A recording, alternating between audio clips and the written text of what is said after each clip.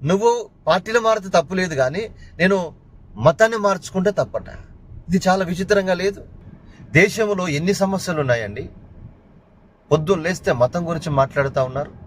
మొన్న గచ్చిబౌలిలో గర్భిణీ స్త్రీని తన భర్త ఆ సిమెంటు ఇటుకలతో కొట్టి చంపేశాడండి. ఆమె బ్రతుకుందో లేదో నాకు తెలియదు.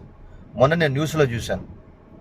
ఈ మధ్య తన ప్రియుని కోసము కన్న పిల్లల్ని పెరుగులో విషమిచ్చి 3 పిల్లల్ని చంపేసినది తల్లి, కన్న తల్లి. ఇంకా భర్తను చంపుతున్నారు, భార్యను చంపుతున్నారు, పిల్లల్ని చంపుతున్నారు.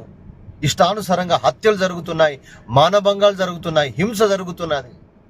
దేశంలో తిండి లేక, కనీసము బ్రతకడానికి ఉపాధి లేక ఏం చేయాలో అర్థం కాని పరిస్థితుల్లో దేశము అల్లాడిపోతా ఉంటే ఈ విషయాల్ని పక్కన పెట్టి పొద్దున్న లేస్తే మతం మతం మతం అని మదమెక్కిపోతున్నటువంటి రాజకీయ నాయకుల్ని మనం ఎలా సపోర్ట్ చేస్తామండి? న్యాయం లేకుండా ప్రజల్ని పిచ్చోళ్ళని చేస్తూ ఉన్నారు. దయచేసి మీరు మారండి. మతాలతో కులాలతో మనకు వచ్చే లాభం ఏమీ లేదు. ఎవడికి నచ్చిన మతాన్ని వాడు స్వీకరించనివ్వండి, నష్టం ఏమున్నదండి? ఈరోజు నేను మటన్ తింటా, రేపు చికెన్ తింటా. అట్లాగే మతం కూడా అలాంటిదే. ఎవరికి నచ్చిన మతాన్ని వాడు స్వీకరిస్తాడు. దానివల్ల దేశానికి నష్టం కాదు.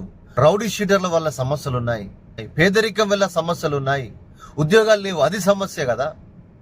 బ్రతకడానికి కష్టంగా ఉన్నది, అది సమస్య కదా. ఈ సమస్యలు పక్కన పెట్టి కులం గురించి మాట్లాడుతున్నారు. ఇది దౌర్భాగ్యమైన పరిస్థితి.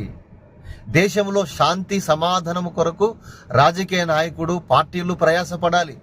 కానీ దేశాన్ని రెచ్చగొట్టి మతము కులం పేరు చెప్పి రెచ్చగొట్టి ప్రజల్ని నాశనం చేస్తున్నారు. ఇది సమాజానికి అర్థం కావట్లేదా? మాకు కులం గురించి కాదు సార్, మాకు సమస్యల మీద మీరు పోరాటం చేయండి అని మేము మాట్లాడండి.